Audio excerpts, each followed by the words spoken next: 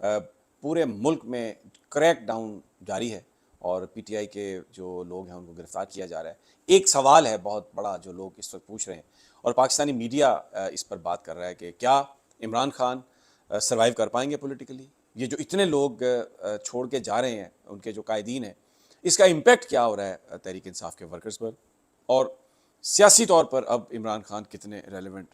बन जाएंगे या रह जाएंगे। एक तो ये सवाल है, मैं उसका आपको जवाब दूंगा। यहाँ पर जो इस वक्त सड़कों पे आवाम के अंदर और जो इस वक्त यहाँ पे सोशल मीडिया पर जो सेंटिमेंट है, कुछ लोगों से भी हमारी बात हुई है, वो मैं आपके साथ शेयर करूँगा और लोगों पर किस तरीके से उनके साथ बुरा भला सलूक किया जा रहा है वो भी मैं आपके गोशगुजार करूँगा। दूसरा, इमरान खान साहब ने एक बरतानिया की आउटलेट को, मीडिया आउटलेट को, अपना जो उनका इंटरव्यू है उसमें उन्होंने फिर यह कहा है कि वो मुज़ाकरात करने के लिए तैयार हैं। ताली एक हाथ से नहीं बजती। सवाल ये है कि हम मुज़ाकरात किसके साथ करें। उसमें उन्होंने बड़ी तफसील से ये बात कही है कि वज़ीर आज़म जो हैं वो, उनके पास कोई इख्तियार नहीं है, वो ला ताल्लुक़ हैं। दूसरे जो लोग हैं उनके पास भी कोई इख्तियार नहीं। तो उसके बाद पाकिस्तान आर्मी बचती है जो बेसिकली जिनके पास सारे इख्तियार हैं। तो इमरान खान ने कहा है कि मैं बिल्कुल मुज़ाकरात करने के लिए तैयार हूँ, इलेक्शन के हवाले से मुज़ाकरात करने के लिए तैयार हूँ, लेकिन ताली एक हाथ से तो नहीं बचती। मैं मुज़ाकरात के लिए तैयार हूँ, अगर दूसरा फ्रीक मुज़ाकरात के लिए तैयार ना हो तो मैं क्या कर सकता हूँ। एक बड़ी उन्होंने एक खूबसूरत इस्तेलाह इस्तेमाल की है। उन्होंने कहा कि पाकिस्तान में हम ये देखते हैं, सुनते हैं कि ख़ानदानी दबाव पर ज़बरदस्ती की शादियाँ तो लोग कर लेते हैं, और लेकिन ये मैं पहली दफ़ा देख रहा हूँ कि अब ज़बरदस्ती की तलाक़ें हो रही हैं। यानी उनका हवाला जो उनकी पार्टी में लोग छोड़ के जा रहे हैं, जिस तरीके से उनको उन पर प्रेशर डाला जा रहा है। मैं आपको बताऊं, एक एमएनए है, उनकी बेटी की एक मुबैना वीडियो अथॉरिटीज़ के पास है और उनको ये थ्रेटन किया जा रहा है कि अगर आप नहीं साथ छोड़ेंगे पीटीआई का तो हम इस वीडियो को पब्लिक कर देंगे। एक पीटीआई के रहनुमा हैं, उन्होंने छोड़ा है पीटीआई को इसलिए कि उनके दामाद को पकड़ कर ले गए, उसको टार्चर किया और उसकी जो चीखें मारने की जो आवाज़ें थीं वो उन्होंने उन साहब को भेजी और उनसे कहा कि आप पीटीआई को छोड़ दें। मैं इसके बाद एक बहुत ही सीनियर जो लीडर हैं तहरीक इंसाफ के, वो लाहौर में उनको रखा गया और एक 6 फुट या 5.5 फुट चौड़ा है और तकरीबन 6.5 फुट वो लंबा सेल है और उसमें 8 बंदे, यानी जिस तरीके से लिटाए गए हैं कि उन सब के जो पैर हैं वो एक दूसरे के मुंह में जाते हैं और वो करवट नहीं ले सकते। और फिर वहाँ पर जो वॉशरूम है, जो लेटरिन है, वो ओपन है, कोई उसका दरवाज़ा नहीं है और वो उसी सेल के साथ है और इंतहाई बदबूदार जगह है वो। जिस तरीके से सलूक किया जा रहा है पीटीआई के वर्कर्स के साथ, माजी करीब में इस तरह का कोई हमें जो लोग बताते हैं, मैंने अपनी आंखों से नहीं देखा, लेकिन जो बता रहे हैं पीटीआई के लोग कि जिस तरीके से उनको रखा जा रहा है, तो इसकी मिसाल नहीं मिलती। इस दबाव में लोग पीटीआई को छोड़ रहे हैं। अच्छा, 2 तरह के लोग हैं। एक तो वो लोग हैं जो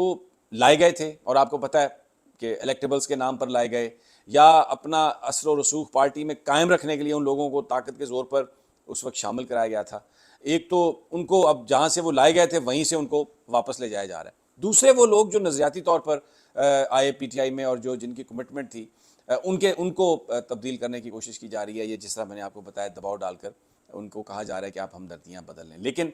अभी तक जो लोग गए हैं वो कोई टॉप टियर लीडरशिप नहीं है। सिर्फ एक शीरीन मज़ारी साहबा हैं,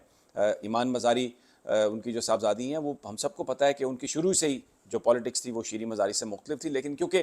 4-5 दफ़ा गिरफ्तार हुई हैं शीरीन मज़ारी, तो शायद असाबी तौर पर वो एक तो उस सूरत हाल से परेशान थी, दूसरा ख़ानदान का दबाव और प्रेशर, तो उन्होंने कहा ठीक है जी, मैं इस्तीफ़ा देती हूँ। इसके अलावा बहुत सारे दूसरे लोगों पर दबाव डालने की कोशिश की गई है। मुझे ज़राए बता रहे हैं कि परवेज़ खटक साहब ने इनकार कर दिया है, फिर उसके बाद शाह महमूद कुरैशी ने इनकार कर दिया है, असद उमर ने भी बिल्कुल उन्होंने कहा कि मैं किसी तरह भी कोई पार्टी छोड़ने का मेरा कोई इरादा नहीं है। मुराद सईद के बारे में है कि शायद वो मुल्क से बाहर चले गए हैं। जुल्फ़ी बुखारी को इमरान खान साहब ने रोक दिया है, जो बाहर लीडरशिप है, कि वो अभी वापस ना आए, क्योंकि आज 5 घंटे तक इमरान खान साहब रहे हैं वहाँ पर नैब के ऑफिस में। मुख्तलिफ सवाल उनके साथ किए गए हैं, पूरी उन्होंने जो भी इन्वेस्टिगेशन थी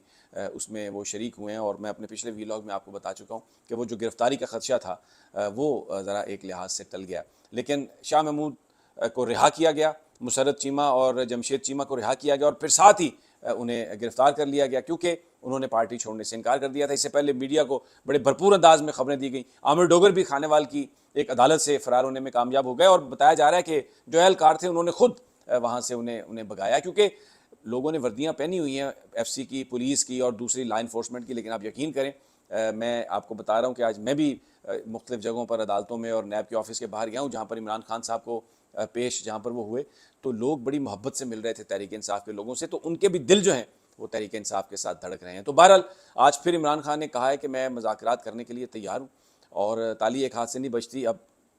पहल की जाए दूसरी तरफ से तो वो इस पर इस मामले पर वो बात करने के लिए तैयार है। लेकिन एक जो बात उन्होंने कही है वो इस वक्त सोशल मीडिया पर भी है और पूरे पाकिस्तान में वो चल रही है कि ज़बरदस्ती की शादियां तो यहाँ पर हमने देखी होती थी, लेकिन अब ये ज़बरदस्ती की तलाक़ें जो हैं ये करा रहे हैं, लेकिन इससे कोई फ़र्क नहीं पड़ेगा। लोग जो हैं सड़कों और गलियों में, मैं आपको बता रहा हूँ, वो इमरान खान के साथ हैं और फंड रेजिंग कर रहे हैं उन लोगों के लिए जिनके साथ ज़्यादती हुई है, जिनको मारा पीटा गया। मेरी अभी थोड़ी देर पहले ओवरसीज़ पाकिस्तानियों से बात हो रही थी, लाखों डॉलर उन्होंने जमा किए हैं उन पाकिस्तानियों के लिए जिनके घर बर्बाद हो गए हैं, जिनको लीगल एड चाहिए, जो गिरफ़्तार हुए हैं, जिनको तशद्दुद किया गया, जो लोग पीटीआई के साथ थे। अगरचे 25 मई को यौम शोदा मनाने का ऐलान किया है आर्मी चीफ ने, और लेकिन बताया जा रहा है कि उस दिन छुट्टी नहीं होगी। बहरहाल जो बड़ा सवाल मैंने आपसे कहा कि इस वक्त सवाल ये है नेशनल मीडिया पर जो उठाने की कोशिश की जा रही है कि जी क्या इमरान खान साहब अब सर्वाइव कर सकेंगे, तो जनाब सड़कों पर पाकिस्तान के गली मोहल्लों में सूरत हाल ये है कि इमरान खान की जो मकबूलियत है वो पहले से भी ज़्यादा बढ़ गई है, इसलिए कि ये सारे लोग जो उनको छोड़ के जा रहे हैं, अगर आप उनको देखें तो गिरफ्तार जिस वक्त उन्होंने ये प्रेस कॉन्फ्रेंस किया उससे पहले उन पर मुकदमों की एक भरमार थी, एक पूरा वो जेल पुलिस ये वो, लेकिन जैसे ही वो ये ऐलान करते हैं कि पीटीआई ने बड़ा जुल्म किया है 9 मई को और हमें तो क़यादत ने कहा कि हमला करें और उसके बाद अब हम पीटीआई छोड़ रहे हैं, सारे मुकदमात ख़त्म और वो सुख चैन की ज़िंदगी अपने घर गुजारे हैं। And people are watching that. तो लोगों को ये बात बिल्कुल समझ में आ गई है कि ये जो पुरतशद्दद मुजाहरों का इल्ज़ाम जो इमरान खान पर है, दर हकीकत ये इमरान खान ने नहीं किया, ना पीटीआई की लीडरशिप ने ये किया। तो इससे लोगों के दिलों में जो एक इमरान खान की मजलूमियत है और इस वक्त जिस चीज़ के लिए उन्होंने स्टैंड लिया है उसके बारे में एतमाद लोगों का मजीद बढ़ गया है। और अब आज जो है वो बड़ा इंपॉर्टेंट दिन है सुप्रीम कोर्ट में अगेन, इसलिए कि पीटीआई ने चैलेंज किया है ये जो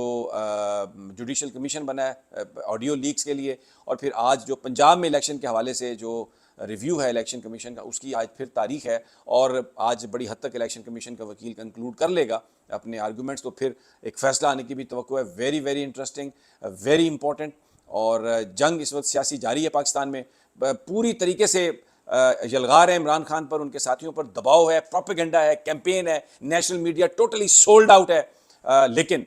कुछ आवाज़ भी है, बोल इसके ये ठीक है कि बहुत सारी चीज़ें जो हैं अब वो थोड़ा सा उन पर, क्योंकि स्टाफ की कमी है, पिछले 2-3 महीनों से जो फाइनेंशियल क्रंच भी चल रहा है, इसलिए कि जो पेमेंट्स जिन एजेंसीज़ ने करनी थी वो भी उनको भी रोक दिया गया और उठाया जा रहा है लोगों को। आकाश राम को अब 40 दिन से ज़्यादा हो गए हैं जो मार्केटिंग हेड हैं बोल के, फिर रात बोल हेडक्वार्टर पर भी रेड हुआ, 2 और बंदे उठाए गए बोल के, अदील जुबैरी उठाए गए और एक और साहब उठाए गए, और फिर शुएब शेख के घर भी पुलिस जो है वो उसने घुसने की कोशिश की है। तो ये क्रैकडाउन जारी है, लेकिन इसके बावजूद हम भी खबरें दे रहे हैं, बोल भी खबरें दे रहा है। स्टे ट्यून टू अस, इंशाल्लाह जल्द आपको अगली खबरें देंगे